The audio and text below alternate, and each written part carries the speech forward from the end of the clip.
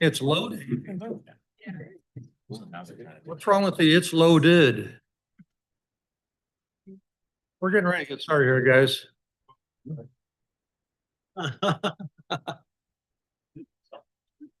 Censure. Okay, we're gonna start this special work session. I'm sorry, Matt Selder's going to be late. No, hang on, we got that. Rodney is excused. Matt Seller said that he's leaving work at 5 o'clock and he should be here, but he will be late. And I guess everybody else is here. Mark Hood is not here. Was he not invited? Nobody slipped him a message? Okay, all right. I've got some unfortunate news. I gotta read some words to you, but first off, I want to apologize to city staff for being here so late and I thank you very much for being here and giving patience to us. On the advice of our city attorney, I'm going to read this memorandum to you.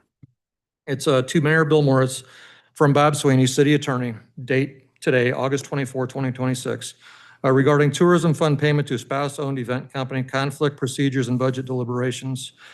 The question and issue presented. After an inquiry regarding the abstention of a vote on an earlier warrant, it was disclosed that Councilman Kerry's spouse, through an LLC, received $10,000 from the city based on a tourism commission recommendation. What steps should the city have taken after learning that it provided $10,000 from its tourism fund to a company owned by a council member's spouse to conduct an event? And how should the council member's participation be handled in future tourism fund and budget discussions? Executive recommendation. The city should preserve the relevant records, obtain a written disclosure from the council member, and require the member from refraining from discussion, advocacy, deliberation, and voting on every matter that could affect the spouse's company or the $10,000 event payment. The city should not ask the interested member to participate in any fact-finding, ratification, audit response, repayment decision, or budget decision concerning the payment. If possible, that matter should be segregated from other city business. Before making a further payment, approving an amendment, or including additional money for this event or company and proposed budget, the city should determine, 1, the payments authorizing tourism fund source and permitted uses, the actual ownership and management structure of the company, the council member's role, if any, in procuring, administering, or benefiting from the payment. And 4, whether the award process complied with state law and the city's own purchasing, ethics, and tourism fund requirements. Governing Missouri conflict rules. 1, a spouse-owned business creates a substantial interest. Missouri conflict statute defines a business with which a person is associated to include the sole proprietorship owned by that official spouse, and in the case of a corporation, limited partnership or similar entity, an entity in which the spouse owns more than 10%. A substantial interest includes the spouse's qualifying ownership, interest, or an interest in having a value of 10,000 or more, reference revised statute of Missouri, section 105.450. Disclosure before action. A governing body member with a substantial personal or private interest in a proposed or pending measure, order, or ordinance must file a written report describing the interest with the governing body's clerk before passing on a measure. The disclosure must be recorded in the governing body's minutes or other official proceeding record. A financial interest statement may satisfy this requirement only if it already discloses the pertinent interest. RSMO section 105.461. Recusal for a special monetary benefit. An official may not favorably act on a matter specifically designed to provide a special monetary benefit to the official, the spouse, or dependent children. The statute expressly requires recusal in such matters. Section 105.452. Separate transaction review remains necessary. Missouri separately regulates transactions between a political subdivision and a member of the governing body or qualifying business owned by that member. Section 105.458. The spouse-owned company facts establish the disclosure and recusal concern regardless of whether the city ultimately concludes that section 105.458 directly prohibits this particular transaction. That separate question depends on the entity structure and the council member's ownership, office, management, service, or financial role. Immediate steps for the mayor and council. 1, direct preservation of records. Preserve without alteration the tourism fund application, staff analyses, scoring materials, events agreement, procurement materials, invoices, payment records, event reports, communications, agenda packets, minutes, financial interest statements, and records showing who recommended, negotiated, approved, and/or administered the payment. 2, obtain and record written disclosure. Before the next council action touching the event or company, obtain written disclosure from the council member that identifies the spouse's company, the spouse's ownership interest, the $10,000 tourism fund payment, the event, and each affected agenda item. The clerk should enter into the discussion into the official proceedings record. I need a break. 3, use a complete recusal protocol. For each affected matter, the member should announce the conflict, take no part in presentation, questions, deliberation, motion-making, seconding, advocacy, or voting, and should leave the dais or meeting area during the deliberation and action when practical. The minutes should identify the disclosure, non-participation, and vote of the remaining members. 4, isolate the item. Place any matter related to the payment or spouse's company on a separate agenda item, not under a general consent agenda, and have the disinterested members act upon it. The same practice should be used for any future grant, contract, amendment, reimbursement, invoice approval, extension, renewal, or event-related tourism allocation. 5, obtain an independent review. The city should review the award authority process and documentation. If the city is incapable of performing this review, it should consider obtaining independent review. That review should determine whether any corrective action is required, including the denial of an unpaid claim, repayment demand, ratification only if legally available, amendment, audit, referral, or revision of city procedures. 6, avoid retroactive cure by interested participation. The council member must not participate in a purported ratification, repayment decision, audit response, or corrective measure. Disclosure and recusal address future government action. They do not themselves validate an award that was unauthorized or improperly made. Budget discussion and voting procedure. Tourism or budget items that affect the spouse's company.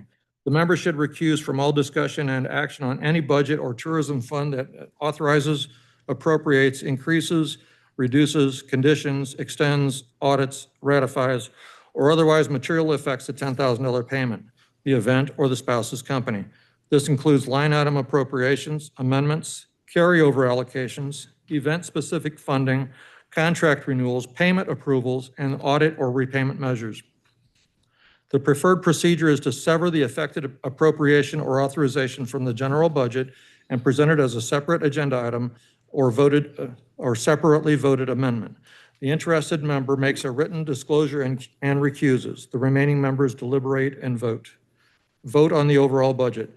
The council member should not vote on a proposed overall budget that itself includes the event payment, an allocation to the spouse's company, or an event-specific authorization benefiting that company, unless the affected funding has been first removed and separately resolved by the disinterested members.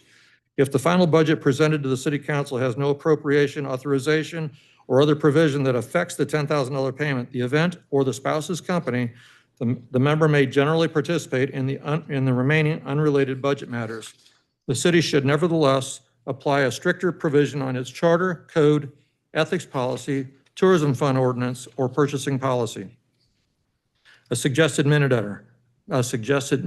entry. This is for Tammy. Councilmember Carey submitted a written disclosure stating that his spouse owns such and such company, which received $10,000 from the city tourism fund for such and such event. The disclosure was filed with the city clerk and made part of the record.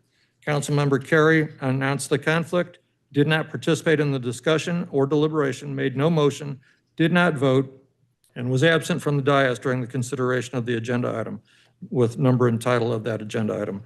The clerk should, this is off the quotes. Clerk should adapt the entry to accurately reflect what occurred. The minutes should not state that the member left the dais or meeting area unless that actually happened. Scope of the review of the existing $10,000 payment.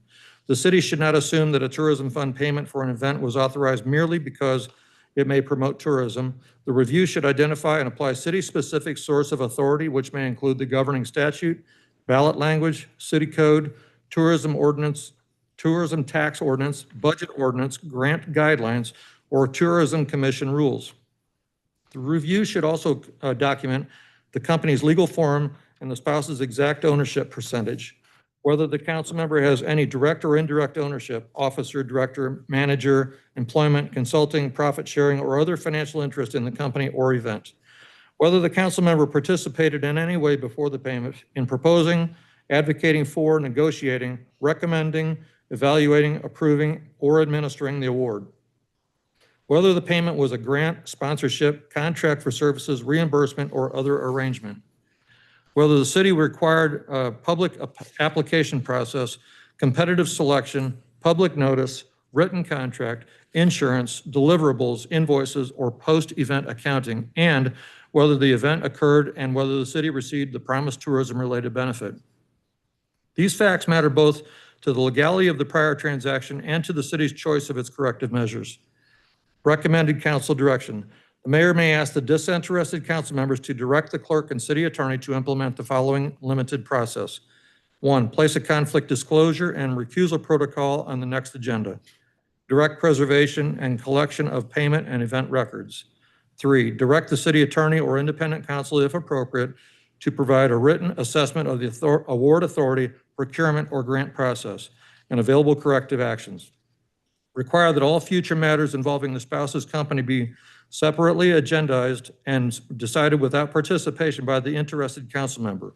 5, direct staff to identify and separately present any budget line, amendment, invoice, carryover, or tourism fund allocation connected to the event or the spouse's company. 6, after the review, consider the prospective safeguards such as written tourism grant application, conflict certifications, standardized evaluation criteria, recusal procedures, written agreements, proof of performance requirements, and post-event accounting. In conclusion, the spouse-owned company's receipt of $10,000 from the City Tourism Fund triggers a substantial conflict concern. The immediate protective measures are written disclosure, accurate minutes, complete non-participation by the council member on affected matters, and separation of any related funding from the general budget. The city should complete an independent review of the existing payment before taking action that would approve, ratify, fund, defend, or extend it. As of the conclusion of this reading, Tony, as the conclusion of this reading, I so direct the city staff to take these appropriate steps as advised by the city attorney. As we are here for budget for fiscal year 27 review, Mr. Carey, you are excused from this discussion.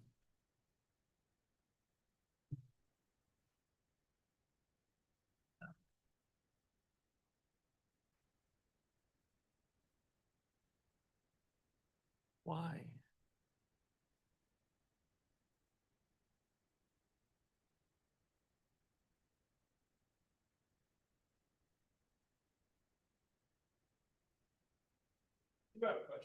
This is not question and answer time.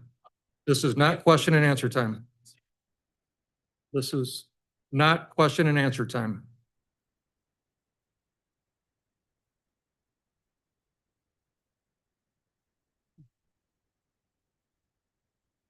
Bill, you want to start us off on this review of the budget? Okay, Anthony sent out a packet on Friday or Saturday, I believe it was, and it was things you've seen before. The budget document itself, and I want to point out that that's the 50-page, 45-page document. The version that was in that packet is dated August 21st. That's last Friday, so that was the day after the last session we had in here.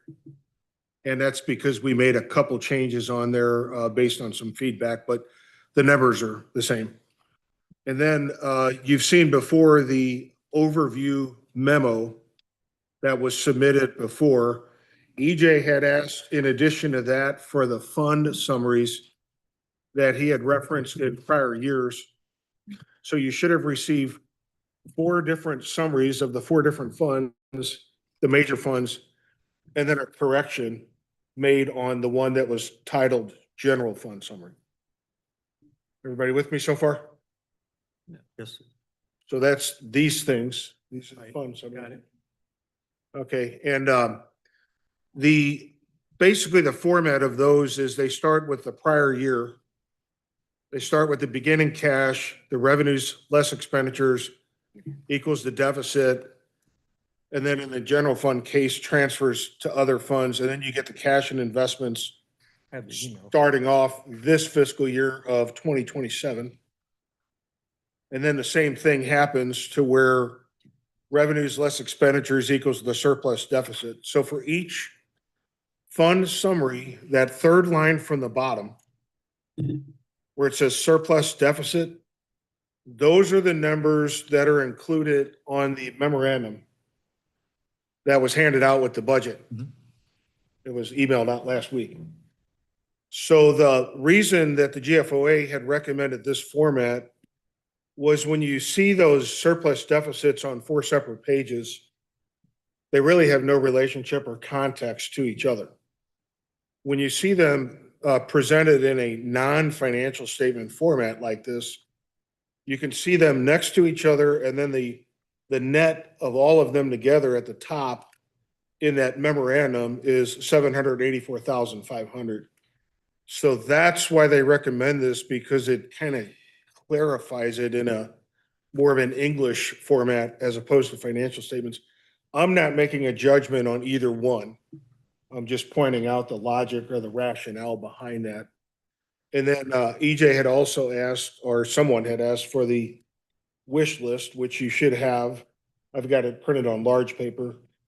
But these are all the items that were submitted by the various department heads. Can I add one thing, Bill? Just Yeah. so everyone's aware, like for next year, if we need to do both, no problem. Just whatever is easier for the council. Okay, thank you. Yeah, not a big deal. Sorry, Bill. Thank you for bringing it up. And then the wish list items, those are broken down by department. So by fund, and then the general fund has multiple departments. So you'll see the third column on there is department. And then you can see the item that was presented, and then over on the very right-hand side, yes for approved, N for no. And if it was approved, it's included in the budget numbers that you have in front of you that were already presented. So those items were included in. And again, I'll go back to the memo. After those were included in, that leaves us with a net surplus deficit across those 4 funds of 784,500. So one of the things as a city we're trying to manage to is, zero. I guess having a net zero is fine, but you ideally want to leave it above zero. Definitely don't want to go into the negative in any given year in terms of a combined deficit between the 4 funds. So those are the financial items that were included. And then in addition, there were 2 other items in the packet. One was a compilation of all the questions we had received up to the point that Anthony sent this email out. And these were from various council persons. And you can see their question and then the answer that was given via email. And then the last thing was there's a summary page of city-related expenses for special events. That's got a column 4th of July all the way over to the right-hand side, Turkey Trot. And those are just projected items for next year and the projected expenditures for them. It was an attachment in one of the Yeah, email attachment. questions too, just so everyone knew. what Yeah, it that was. looks like this. Questions, yeah. Yeah. That's. So with that said, I will, whatever questions you have, we'd be glad to answer them. The department heads are here.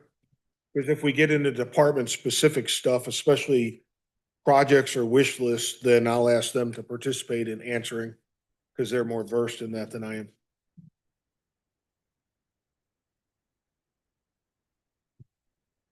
It's your turn, fellas. You guys had questions, I can make a comment if I can. please?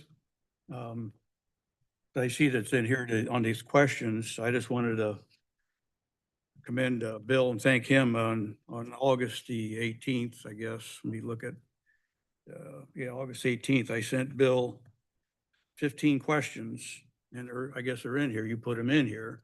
and you answered them all, and I just appreciate you taking the time, because you sent it back that same day. And that, answered a lot of my key questions.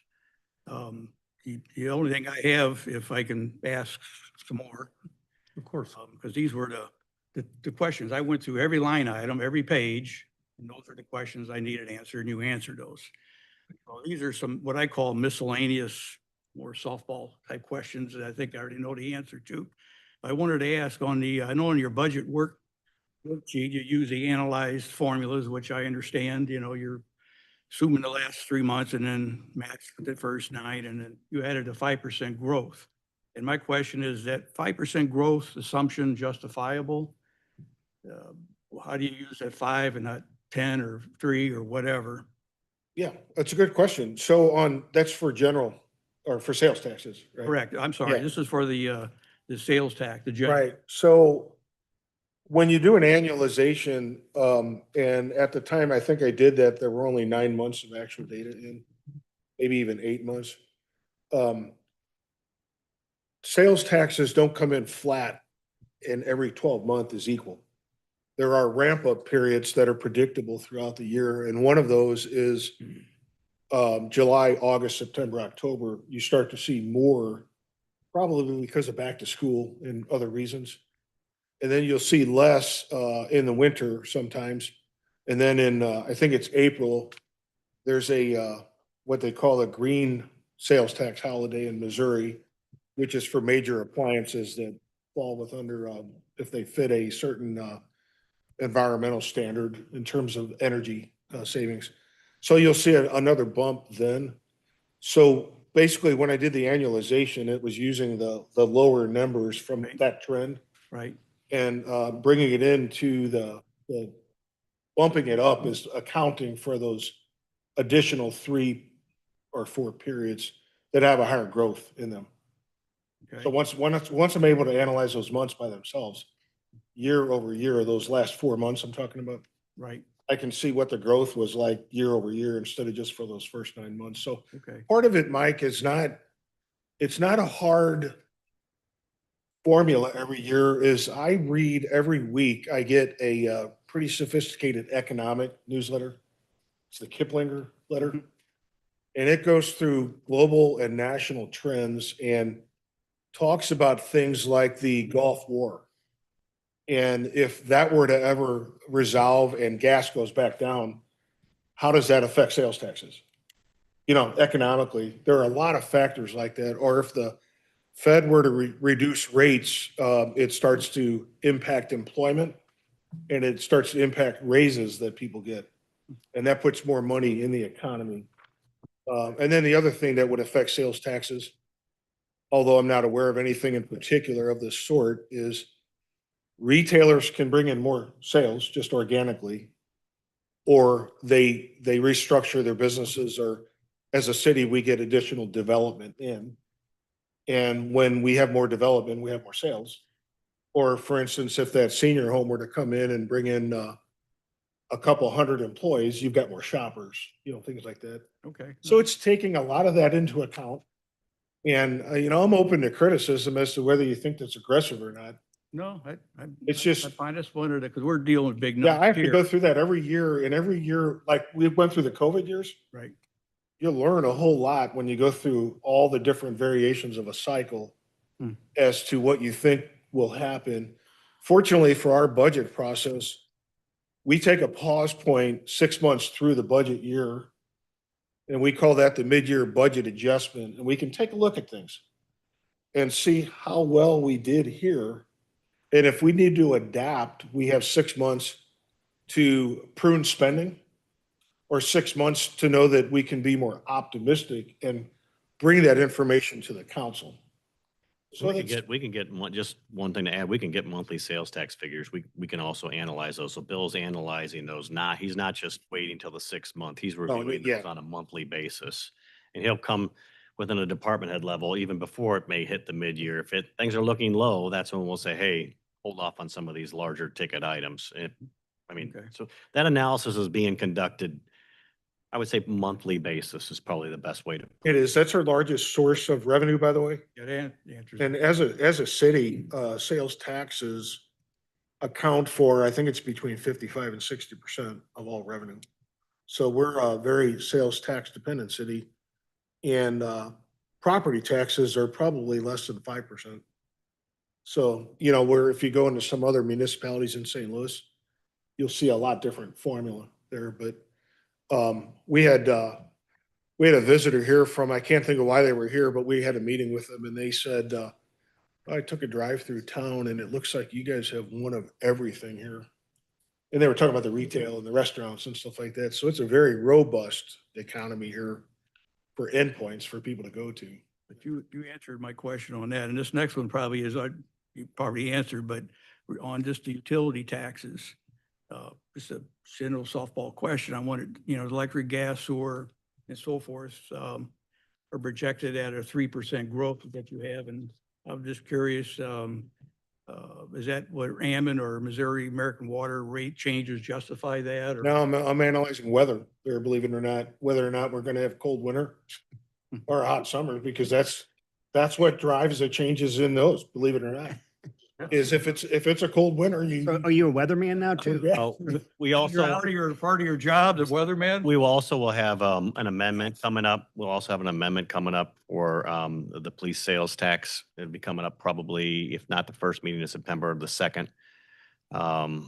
We have an opportunity to bring in additional revenue by making an amendment to some of the stuff some of the utilities we're not collecting. So that's another thing we looked at as far as the forecasting goes. Yeah, bet you guys never thought the Farmer's Almanac would make its way in here. That's how Bill's entire budget is done, the Farmer's Almanac.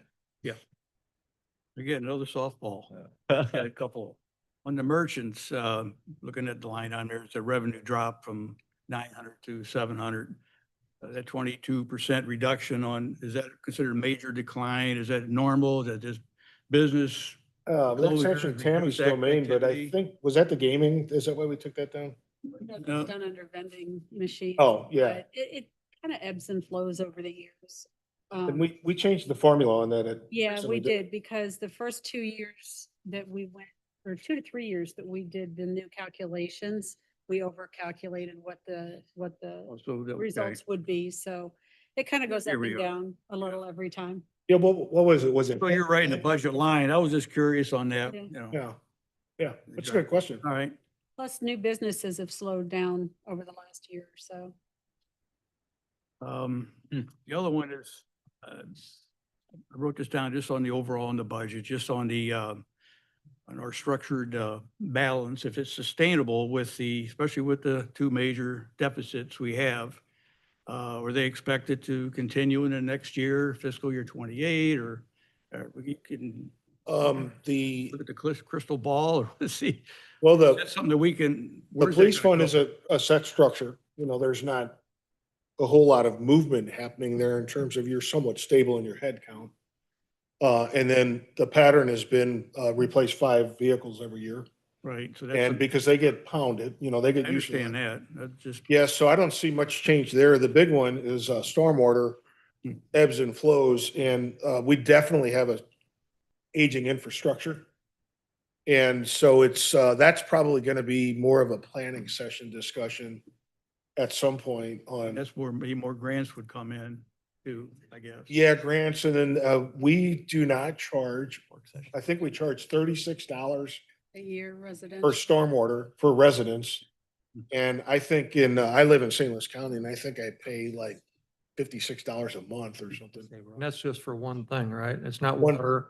Yeah, Water is that's one just thing, stormwater. stormwater is something else. Yeah, so stormwater routing it through the pipes into the Yeah. watersheds and, yeah, In Never raised the rates for Hmm. stormwater over the years. yeah. 20-something years. Yeah. One thing to think about too is when you're talking about being heavily reliant on sales tax, with inflation, obviously sales, you know, it costs us more money to purchase goods and services, but we also we receive more sales taxes. Right, got it. That's one other factor we look at trying to analyze what the sales tax revenue projections are going to be. Okay. The last one was really simple. I just wanted the line items on the grant revenue, the I'm not sure what it stands for, the CMAQ grant reimbursement. We didn't. It's get that. congestion that- mitigation and air quality. Is that going to come maybe next year, or what's the reason why we didn't get it this time, or? That would be one of James's projects. I'm not sure which one that is. A lot, usually what they're, I think that one is. I think that one is St. John's Church Road. So that's not gonna be constructed this year. That's why. So those are specific grants tied to specific projects. And in order to, you have to submit the project and Right. be qualified and pre-approved. And then when the project's implemented and you pay the invoices and you submit them to get reimbursed. So you could go through periods of time where you don't have any qualified projects. It's not like we're never not, we're always looking for grant opportunities. Part of it is you need to know what your projects that you have to do first. Instead of just chasing grant projects, you have some projects you have to do. And then you want to see if you can get grants for those.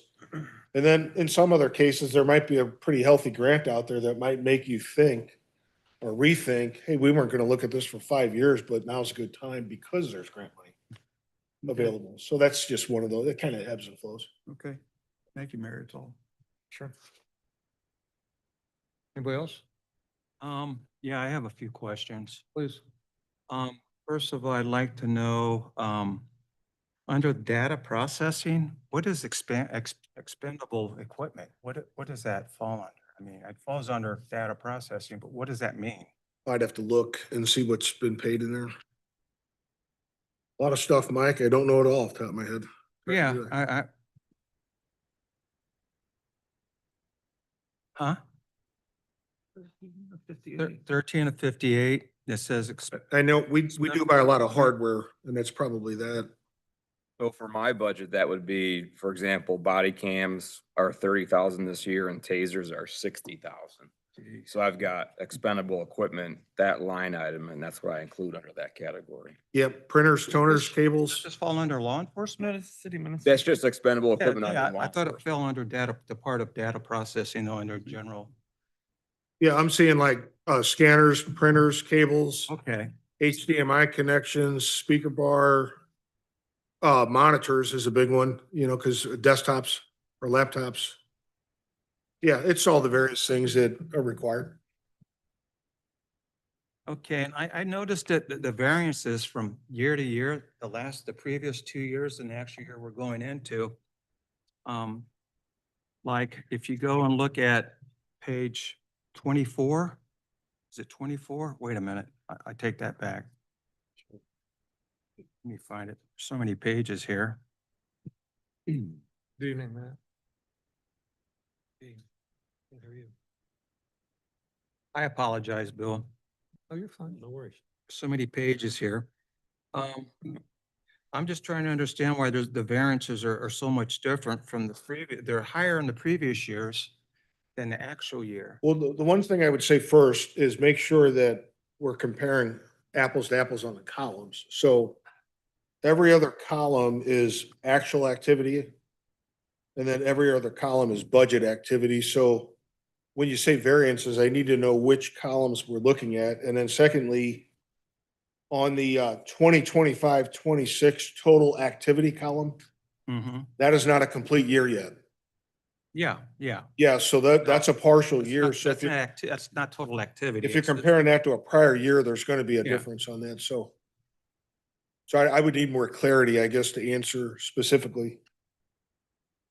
I had a page picked out here. Let me see if I can find it. I'm sorry. If anybody else has a question, they can ask while I'm looking. EJ? Yeah, I have a lot. I mean, first of all, I don't even know where to get started. I think first of all, thank you, Bill, for putting all this together, and thank you to everybody for like bringing us the information tonight. I mean, we jumped straight into the budget. It kind of went through everything. I'm still a little confused why one of our members was asked to leave, and I don't know that we ever clarified that, but Advice of the attorney. A conflict of interest with the budget. is this not a recommendation? So he's not even allowed to be part of hearing what we are discussing? Not right now. This is a different issue. Okay, well, I think that's not in this, is that issue pertaining to this coming budget? Under the advice of the attorney, because of the conflict that Mr. Carey's got with the line item in the budget, he cannot participate in the discussion of the budget. That came from the attorney, not from me. But it's not in the next budget. I'm a little confused as to what we're going through here, and I'm just Okay. trying to look for clarification. I'm just doing what I was advised to do, Well, I read it more as a recommendation, not as. and I so ordered it. And if I'm going to make that in the city council meeting at the next meeting, we're going to have that read into the record, and I'm not going to read it again, but this is under the advice of the attorney. Agree.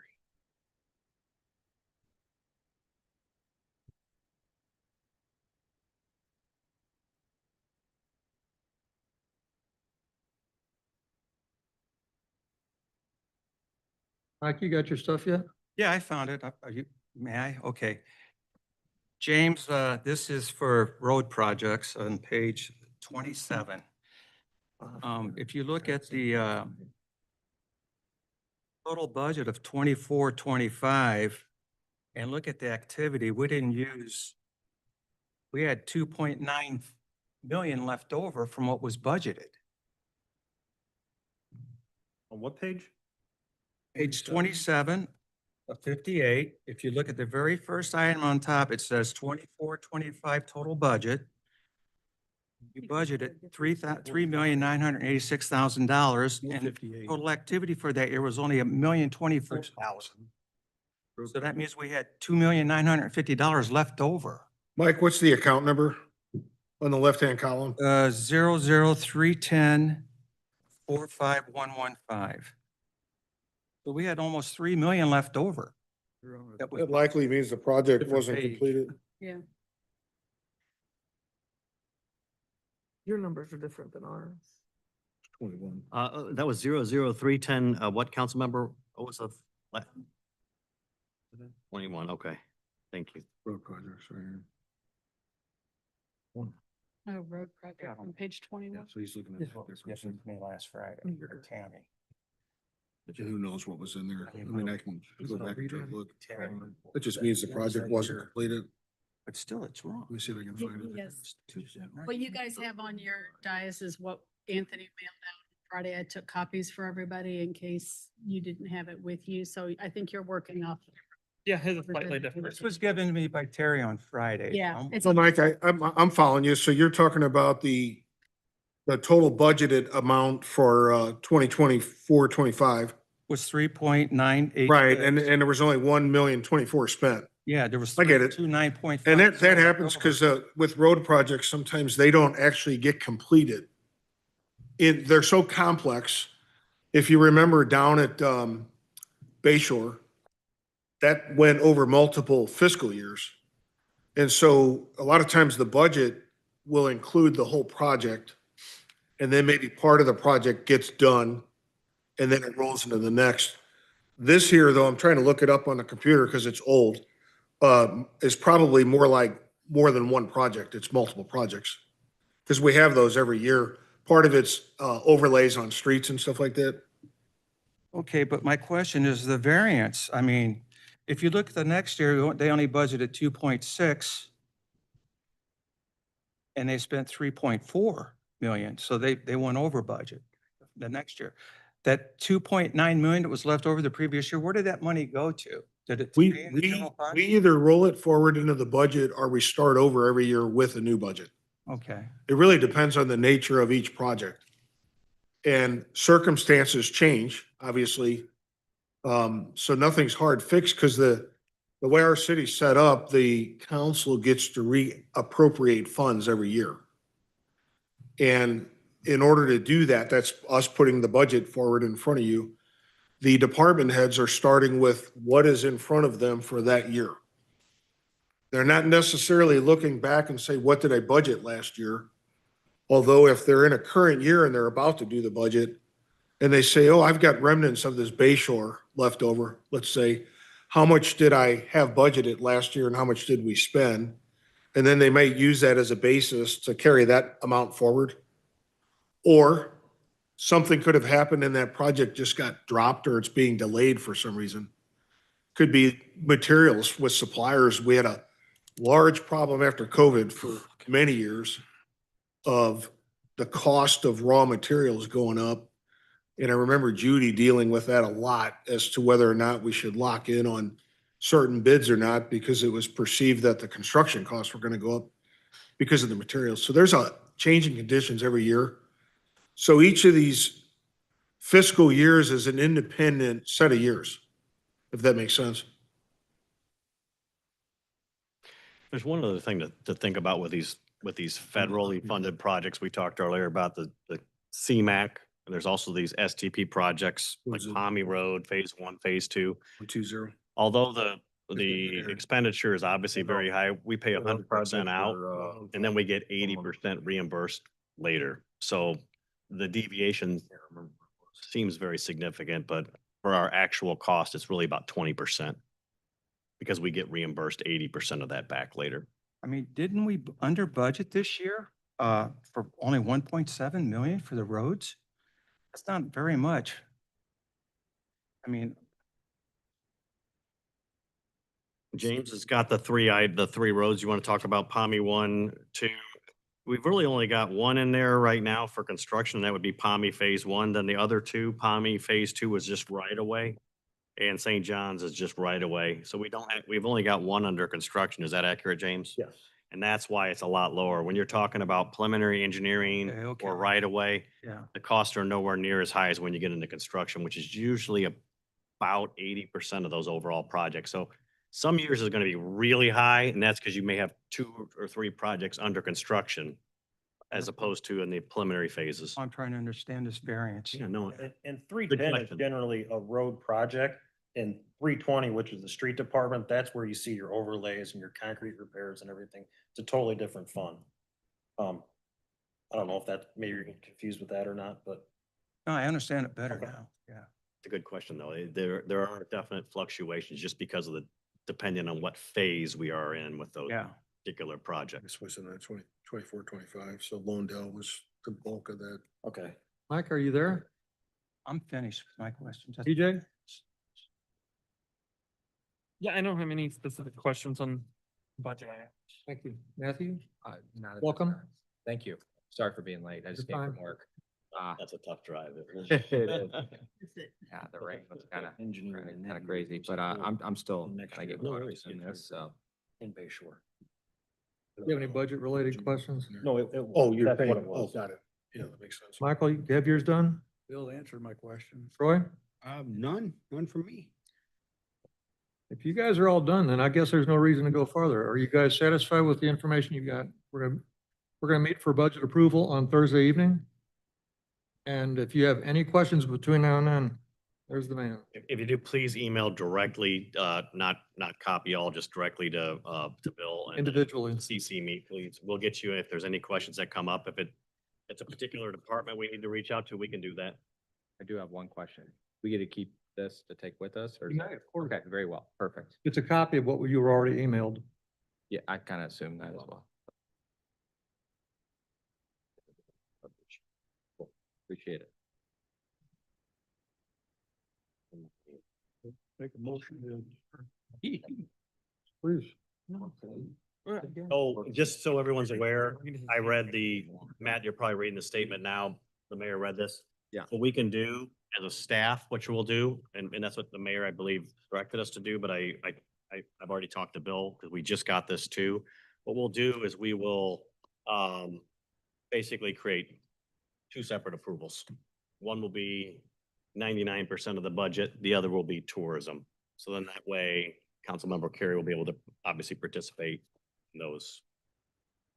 Non-tourism related. We'll make sure to have, so you'll be seeing something a little different next week based off this. Please reach out to Councilman Carey, get his information. Plan on reaching out to him tomorrow and finding out what any questions. Yeah, yeah. Exclude the tourism department issues. That'll be a pretty simple process to do.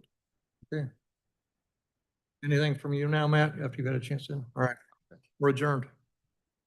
Thank you all. The guy that's running the project. He's Sarah, do your thing. Oh, he's like the, I guess it's the project lead. For the project. Sometimes. Say it was gonna be less than an hour? He doesn't come in. So I